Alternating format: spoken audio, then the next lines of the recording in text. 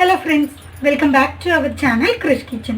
இன்னைக்கு நம்ம என்ன ரெசிபி பண்ண போறோம், அதுக்கு என்னென்ன இன்கிரிடியன்ட்ஸ்லாம் தேவை அப்படின்றத வீடியோக்குள்ள போய் செக் பண்ணிக்கலாம்.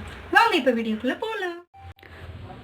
ஃபர்ஸ்ட் இதுக்கு என்னென்ன இன்கிரிடியன்ட்ஸ்லாம் தேவைன்றதை பார்த்துடலாம். நான் வந்து பாஸ்மதி ரைஸ் வந்து 1 கப் எடுத்திருக்கேன். 1 கப் பாஸ்மதி ரைஸ்க்கு 1.5 கப் தண்ணி ஊற்றி நான் இப்போவே ஊற வச்சுட்டேன். நான் வந்து ஃபஸ்ட்டே பாஸ்மதி அரிசி நல்லா அலசி எடுத்து அதில் வந்து 1.5 கப் தண்ணி ஊற்றி எடுத்து வச்சுருக்கேன் நான்.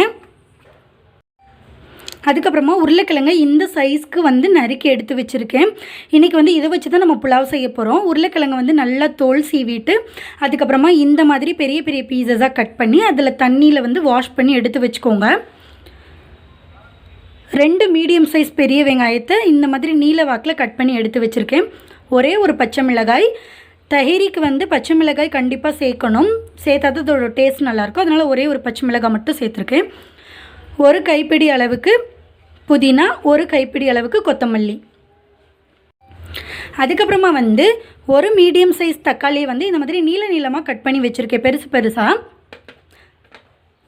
கரம் மசாலா ஐட்டம்ஸ் என்ன எடுத்திருக்கேன்னு பார்த்தீங்கன்னா, பிரிஞ்சி இலை, பட்டை 2 துண்டு, அதுக்கப்புறமா வந்து ஜீரகம் சேர்த்துருக்கேன். சோம்பு எடுக்க வேண்டாம், அதுக்கு பதிலாக ஜீரகம் எடுத்துக்கலாம். காரத்துக்கு தேவையான அளவு மிளகாய்த்தூள்.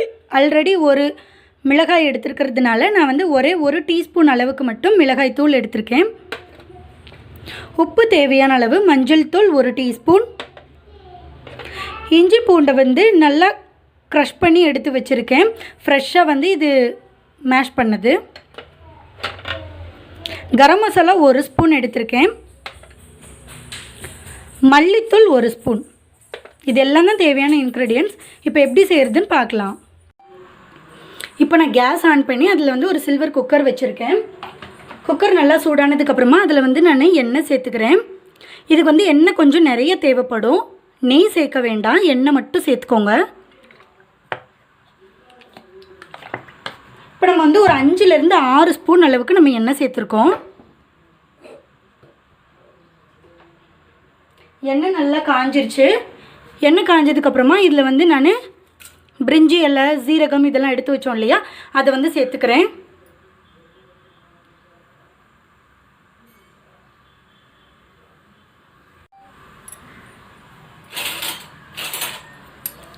சேர்த்துட்டு அதை வந்து லைட்டாக வதக்கிடலாம்.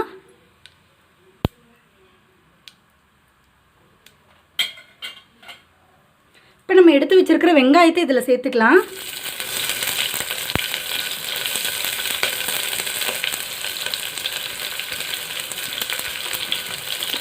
ஒரு பச்சை மிளகாயையும் சேர்த்துடலாம்.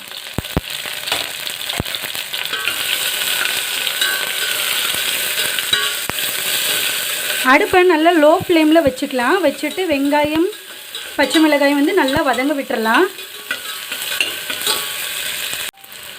வெங்காயம் பச்சை மிளகாய் வதங்கும் போதே நான் இஞ்சி பூண்டையும் சேர்த்துடுறேன். அப்போ தான் வந்து வாசனை வந்து நல்லா இருக்கும். சேர்த்துட்டு இதை நல்லா வதக்கலாம். வெங்காயம் வந்து கொஞ்சம் கருகிற மாதிரி வரணும். கருகிடுச்சுனா தான் வந்து டேஸ்ட் நல்லாயிருக்கும். அது வரைக்கும் நம்ம வதக்கிக்கலாம். இந்த ஸ்டேஜில் நம்ம எடுத்து வச்சுருக்கிற தக்காளி இதில் சேர்த்துக்கலாம். தக்காளி கம்மியாக சேர்த்துக்கோங்க, நிறைய சேர்க்க வேண்டாம், புளிப்பு ஜாஸ்தி ஆகிடும். புளிப்பு இல்லாத தக்காளியாக இருந்தால் மீடியம் சைஸ் தக்காளி 2 சேர்த்துக்கலாம்.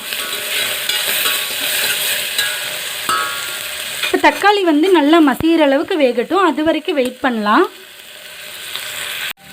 இந்த அளவுக்கு நல்லா வதங்கட்டும். இதுக்கப்புறமா வந்து நம்ம உருளைக்கிழங்கு இதில் சேர்த்துக்கலாம்.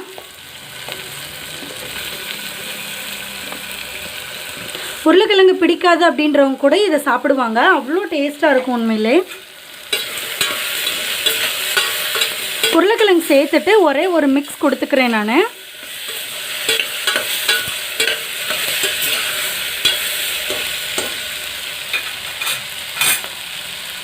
கொடுத்துட்டு இப்போவே நம்ம எடுத்து வச்சுருக்கிற மசாலா ஐட்டம்ஸ் எல்லாத்தையுமே வந்து இதில் சேர்த்துடலாம். உப்பு, மஞ்சள் தூள், மிளகாய்த்தூள்,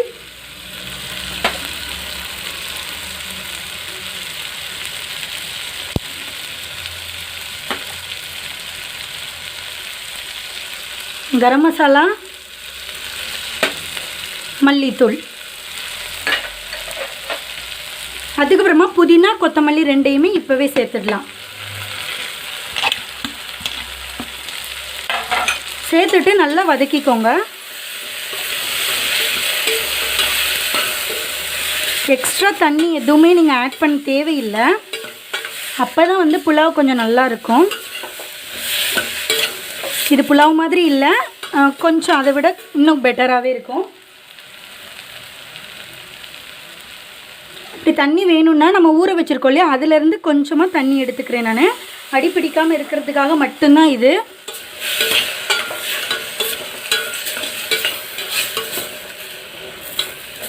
இப்போ இந்த மசாலாவோட இந்த உருளைக்கிழங்கு வந்து நல்லா மிக்ஸ் ஆகட்டும். ஒரு 2 நிமிஷம் அப்படியே விட்டுறலாம்.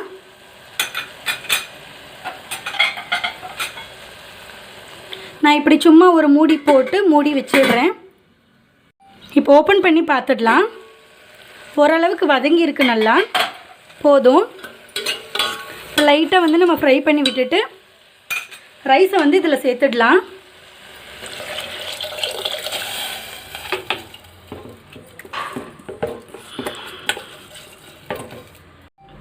இப்போ இது வந்து லேசாக கொதிக்க ஆரம்பிக்கட்டும்.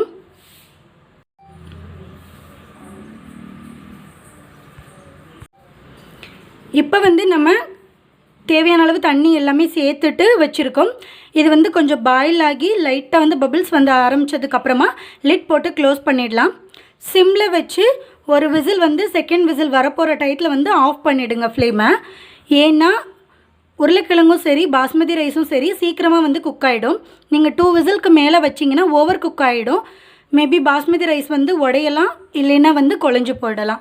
ஸோ நமக்கு அப்படியே கன்சிஸ்டன்சி கரெக்டாக வரணும் அப்படின்னா ஒரு விசில் வந்து செகண்ட் விசில் வரப்போகிற டயத்தில் ஆஃப் பண்ணிவிடுங்க.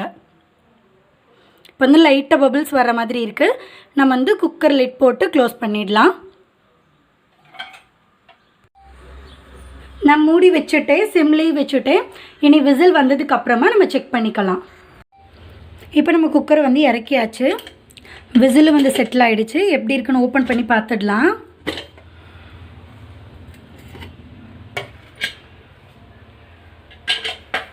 சூப்பராக ரெடி ஆகிருக்கு. ஸ்மெல் வந்து ரொம்ப நல்லா இருக்குது. பாருங்கள், நான் சொன்ன மாதிரி கரெக்டாக விசில் வச்சு எடுத்ததுனால உருளைக்கிழங்கு வந்து மசியாமல் அப்படியே இருக்குது. ரைஸும் வந்து உடையாமல் இருக்குது. நம்மளோட ஆலோ தஹிரி வந்து ரெடி ஆயிடுச்சு.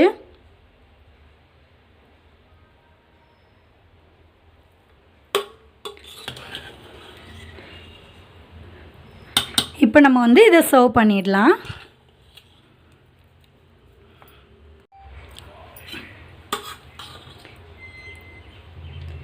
குயிக்காக செஞ்சிடலாம். கண்டிப்பாக உங்கள் வீட்டில் உள்ள குழந்தைங்களுக்கு செஞ்சு கொடுங்க, ரொம்ப விரும்பி சாப்பிடுவாங்க. நிறைய வெஜிடபிள்ஸ் சேர்க்காம வெறும் நம்ம வந்து உருளைக்கிழங்கு மட்டுமே சேர்த்து செஞ்சுருக்கோம். கண்டிப்பாக இது ஒரு பர்ஃபெக்டான ரெசிபியாக இருக்கும். லன்ச் டைமில் செஞ்சு கொடுங்க.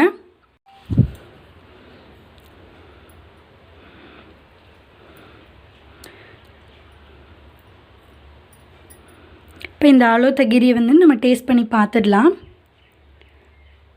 இதுதான் ரைஸோட டெக்ஸ்சர். அப்புறம் நான் வந்து கொஞ்சமாக வந்து பொட்டேட்டோவும் எடுத்திருக்கேன். கண்டிப்பாக உங்கள் வீட்டில் செஞ்சு கொடுங்க. வீட்டில் உள்ள எல்லாருக்குமே ஒரு ஆப்டான டிஷ் இது. இந்த ரெசிபி உங்கள் எல்லாருக்கும் பிடிக்கும் நம்புகிறேன். கண்டிப்பாக உங்களோட வீட்டில் ட்ரை பண்ணி பாருங்கள். நெக்ஸ்ட் ஒரு இன்ட்ரெஸ்டிங்கான ரெசிபியோட உங்கள் எல்லாரையும் மீட் பண்ணுறேன். அது வரைக்கும் பாய்.